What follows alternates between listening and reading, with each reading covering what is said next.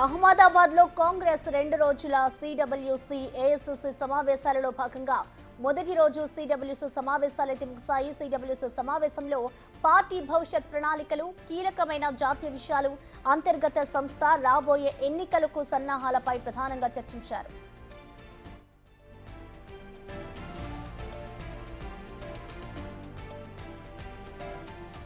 నిన్నటి సిడబ్ల్యూసి సమావేశంలో జాతీయ ప్రముఖులపై బీజేపీ, ఆర్ఎస్ఎస్ ప్రణాళికాబద్ధమైన కుట్ర నడుపుతోందని మల్లికార్జున ఖర్గే ఆరోపించారు. పటేల్, నెహ్రూ మధ్య సంబంధం గురించి బీజేపీ, ఆర్ఎస్ఎస్ తప్పుడు ప్రచారాన్ని వ్యాప్తి చేస్తున్నాయని అన్నారు. ఇక రెండో రోజైన నేడు అహ్మదాబాద్లో ఏఐసీసీ సమావేశం జరగనుంది.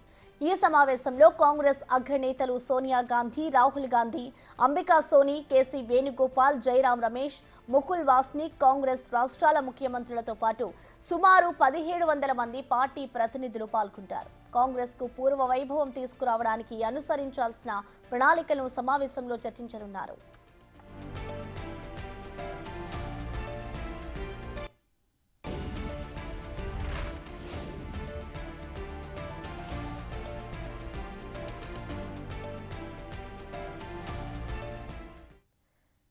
దీనికి సంబంధించిన మరింత సమాచారాన్ని ఢిల్లీ నుంచి మా ప్రతినిధి శివ అందిస్తారు. శివ, చెప్పండి, ఇటు ఏదైతే కాంగ్రెస్ అధిష్టానం మీటింగ్ నిర్వహించిందో, ఇటు సిడబ్ల్యూసీ సమావేశం అయితే ముగిసింది. మరి ఈ సమావేశంలో అసలు ఎటువంటి నిర్ణయాలు తీసుకున్నారు? డీటెయిల్స్ ఏ విధంగా ఉన్నాయి శివ?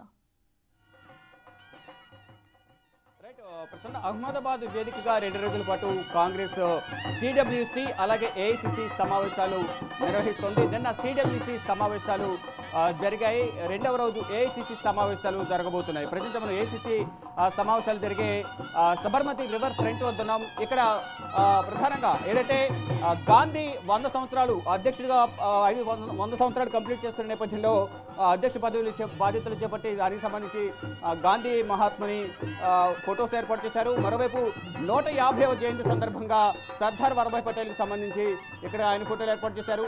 ఇటు అంబేద్కర్ అలాగే ఇతర సీనియర్ నేతలు ప్రముఖులు ఎవరైతున్నారో వారికి సంబంధించిన ఫొటోస్ కూడా ఇక్కడ ఏర్పాటు చేశారు. మరోవైపు ఈ సమావేశాలకు హాజరయ్యే వారికి స్వాగతం పలికేందుకు కూడా ఇక్కడ డప్పు వాయిద్యాలను కూడా ఇక్కడ కాంగ్రెస్ ఏర్పాటు చేసింది. ప్రధానంగా కాంగ్రెస్ పార్టీని బలోపేతం చేయడమే లక్ష్యంగా ఈ సమావేశాలు ఏర్పాటు చేసినట్టుగా తెలుస్తుంది. 64 సంవత్సరాల తర్వాత గుజరాత్లో తొలిసారి ఏఐసిసి సమావేశాలను కాంగ్రెస్ నిర్వహిస్తోంది. ఈ సమావేశాల్లో ప్రధానంగా కాంగ్రెస్ పార్టీ బలోపేతమే లక్ష్యంగా ఈ సమావేశాలు కొనసాగుతున్నట్లుగా కూడా తెలుస్తుంది. దానిలో భాగంగానే 2 రోజుల పాటు ఈ సమావేశాలను కాంగ్రెస్ పార్టీ నిర్వహిస్తోంది. పార్టీకి పూర్వ వైభవం తీసుకురావడం ఎలా, దానికి సంబంధించి ఎటువంటి వ్యూహాలతో ముందుకు వెళ్ళాలి అనే అంశాలపై నిన్న సిడబ్ల్యూసి సమావేశంలో మల్లికార్జున ఖర్గే అధ్యక్షతన జరిగిన ఈ సమావేశంలో పలు కీలక నిర్ణయాలు తీసుకున్నారు. న్యాయపత్ అనే థీమ్తో మనం చూస్తున్నాం. సంకల్ప్ సమర్పణ్ సంఘర్ష్ అంటే న్యాయపత్ అనే థీమ్తో ఈ సమావేశాలను నిర్వహించబోతోంది. న్యాయం జరగాలి అనే ఉద్దేశంతోనే ఈ సమావేశాలను 2 రోజుల పాటు నిర్వహిస్తుంది. సిడబ్ల్యూసి తొలి రోజు సమావేశం నిన్న ముగిసింది. ఈరోజు ఏఐసిసికి సంబంధించిన నేతలు దాదాపు 1700 మంది నిన్న ఏదైతే సిడబ్ల్యూసి సమావేశానికి హాజరయ్యారో వారితో పాటు మొత్తం 1700 మంది ఈ సమావేశానికి హాజరు కాబోతున్నారు. ఏదైతే ఈరోజు మల్లికార్జున ఖర్గే అధ్యక్షుని 2వ రోజు జరగబోయే ఏఐసిసి సమావేశానికి సంబంధించిన ప్రాంగణం వద్ద మనం ఉన్నాం. ప్రధానంగా 1700 మంది ఈ సమావేశాలకు హాజరు కాబోతున్నారు. దానికి సంబంధించిన వెన్యూ ఇక్కడ మనం చూస్తున్నాం. అంటే మరి కాసేపట్లోనే అంటే 9:30 ఈ సమావేశాలు ప్రారంభం కాబోతున్నాయి.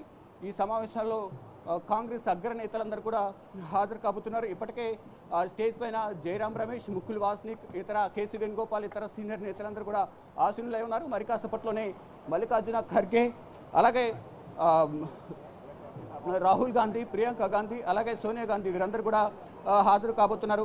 పార్టీ బలోపేతమే లక్ష్యంగా ఈ సమావేశాలను నిర్వహించబోతున్నారు. ఇటు ఆంధ్రప్రదేశ్ సంబంధించిన పలువురు కాంగ్రెస్ సీనియర్ నేతలు కూడా హాజరయ్యారు.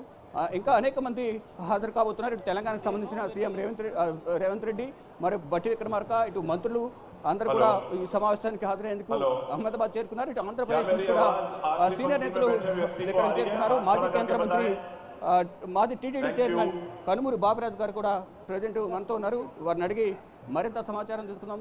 పార్టీ బలోపేతానికి సంబంధించి కానీ ఈ రోజు ఎటువంటి నిర్ణయాలు తీసుకుపోతున్నారనే అంశాలపై కూడా వారి మాటలను అడిగి తెలుస్తుంది. సార్ చెప్పండి, ఈ రోజు సమావేశం జరగబోతుంది, నిన్న సిడబ్ల్యూసీ సమావేశం జరిగింది, ఈ రోజు జరగబోయే సమావేశాల్లో ఎటువంటి నిర్ణయాలు తీసుకునే అవకాశం ఉంది?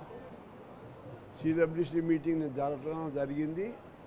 చాలా సంతోషం అనిపిస్తుంది. మళ్ళీ మా ఏఐసిసి మీటింగ్ ఏసీ సభ్యులుగా మేము ఇక్కడ రావడానికి మా ప్రభాకర్ గారు మా ఈస్ట్ గోదావరి ప్రెసిడెంట్గా ఉండేవారు. బాగా నీతి నిజాయితీకి ఎప్పుడు కష్టపడి పనిచేసేటువంటి వ్యక్తి, ధైర్యమైన వ్యక్తి. అలాగే నాయుడు గారు ఏనాటి నుంచో 4 దశాబ్దాల నుంచి కాంగ్రెస్లో ఉన్నటువంటి వ్యక్తి. అలా నాయక్ గారు కూడా సుమారుగా 5 దశాబ్దాల నుంచి కూడా ఉన్నటువంటి వ్యక్తి. వీరందరితో పాటు రావటం నాకు చాలా ఆనందంగా ఉంది. నేను కాంగ్రెస్ కార్యకర్తగానే నేను ఎప్పుడూ ఎంజాయ్ చేస్తాను, ఒక సభ్యుడిగా. ఎందుకంటే సభ్యత్వం ఉన్న మనిషికి, ఎందుకంటే నేను చేసినటువంటి ఎంపీ పదవులు కానీ, ఎమ్మెల్యేలు కానీ, మంత్రులు కానీ అనేక పదవులు చేస్తున్న 4.5 దశాబ్దాల్లో. అన్నిటికంటే నా ముఖ్యమైనది ఏంటంటే ఈ యొక్క సభ్యత్వం అనేది నాకు చాలా, కాంగ్రెస్ కుటుంబంలో సభ్యుడిగా ఉండటం నా జీవితానికి ఆనందం. ఇవాళ ఏఐసిసి మీటింగ్ జరగటం అనేది, ఇటువంటి మీటింగ్లు నేను 1975 నుంచి కూడా వస్తూ ఉన్నాను. అస్సాంలో బార్వా గారు ప్రెసిడెంట్గా ఉన్నప్పుడు కూడా అప్పటి నుంచి కూడా నేను వస్తూ ఉన్నాను. ఆల్మోస్ట్ ప్రతి ఏఐసిసి మీటింగ్లో వస్తూ ఉన్నాను 4.5 దశాబ్దాల నుంచి. కాబట్టి ఈ కాంగ్రెస్ పార్టీలో ఉండటం మా అదృష్టం. ఎందుకంటే ఇది సమాజానికి ఏంటి, అందరికీ సెక్యులర్ సిస్టమ్ అనేది ఏంటంటే ఇంకా లౌక్యవాదం. ఎందుకంటే దీనికంటే మించింది నాకేం లేదు. ఎందుకంటే అన్ని జాతుల్ని, అన్ని మతాలని కలుపుకునేటువంటి ఏకైక మనస్తత్వం ఉండటమే కాకుండా నడిచేటువంటి ఈ పార్టీకి ఇందులో సభ్యుడిగా ఉన్న అదృష్టంగా ఉంది. రాహుల్ గాంధీ గారు ఇవాళ ఆయన వచ్చే మాటలు కూడా వినాలని నాకు ఉంది, ఎంత ఆసక్తిగా ఉంది. దేశం కూడా ఎదురు చూస్తూ ఉంది. రాహుల్ గాంధీ యొక్క ఆయనలో నాకు నచ్చింది ఏంటంటే నాయకత్వంతో పాటు మానవత్వం. మనిషి is a great human being. దాని విషయంలో తప్పనిసరిగా ఈ దేశం ఆయన వాడుకుంటుందనే విశ్వాసంతో నేను ఉన్నాను. భారత్ జోడో యాత్ర అనేది కార్యక్రమం ఎంత విశేషమైందో, అయాల రాజీవ్ గాంధీ గారు సద్భావన యాత్ర పెట్టారు. సద్భావన యాత్ర ఆ మహానుభావుడు పెట్టాడు కాబట్టి, సద్భావం కలిగేటువంటి రాజీవ్ గాంధీ పెట్టారు కాబట్టి సద్భావం అనేది ఒక వాల్యూ వచ్చింది. ఇవాళ భారత్ జోడో యాత్ర అని అందరినీ, భారతదేశాన్ని జోడించి తీసుకెళ్లాలనేటువంటి మనస్తత్వంతో రాహుల్ గాంధీ గారు అన్నాడు కాబట్టి దానికి కూడా ఆ యొక్క విలువ రావడం వచ్చింది. కాబట్టి ఇటువంటి చక్కటి వాతావరణంలో నేను రావటం నాకు చాలా అదృష్టంగా భావిస్తాను. మరోసారి మీ టీవీ వారికి నా ధన్యవాదాలు చెప్పుకుంటున్నాను.